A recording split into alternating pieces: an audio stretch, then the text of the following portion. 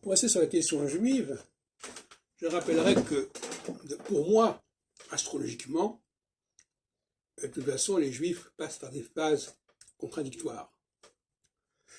Et ça, il faut l'assumer. En phase solsticiale, on leur demande de rentrer dans le rang.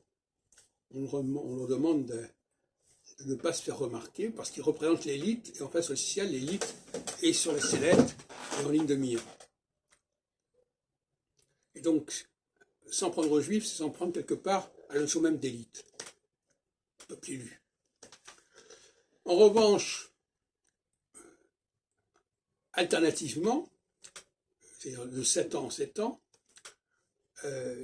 en phase équinoxiale, les juifs sont recherchés, individuellement, je ne parle pas collectivement, sont recherchés, sont mis en avant, et ils incarnent la verticalité, alors que l'horizontalité ne leur convient pas du tout. Pourquoi elle ne leur convient pas du tout? Parce que d'abord, premièrement, ils n'ont pas intérêt à être un peuple comme les autres, ce qui est le propre de l'horizontalité, et deuxièmement, comme ils n'y arrivent pas vraiment, c'est très dangereux pour eux. Donc, il faut savoir que être juif, c'est passer par des phases opposées, avec toujours l'idée d'un départ et d'un retour. Il y a ces notions de préfixales, le DE pour le départ et le RE pour le retour, c'est des notions fondamentales. Donc, il y a aussi le R, le rappel des Juifs, qui est un ouvrage qui est paru au XVIIIe siècle.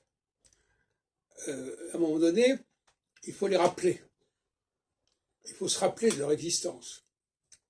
Autrement, il vaut mieux les oublier et les mettre de côté, voire même les faire disparaître, ou même les remplacer. Je terminerai en disant que il est quand même important de rétablir un certain nombre de données concernant les relations entre le christianisme et le judaïsme, et notamment le phénomène israélien, israélite. Alors j'en ai déjà parlé à plusieurs reprises, mais je dirais simplement que le choix du nom d'Israël pour le désigner l'État hébreu m'a semblé extrêmement suspect, puisque ça désignait plutôt la région schismatique par rapport à la Judée.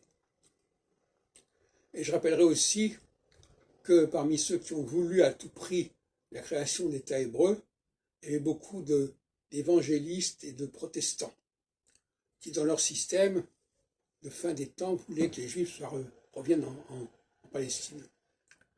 Et il faudrait étudier la genèse de cette idée d'appeler ce pays Israël, qui correspond à une ignorance, une méconnaissance absolument incroyable de l'Ancien Testament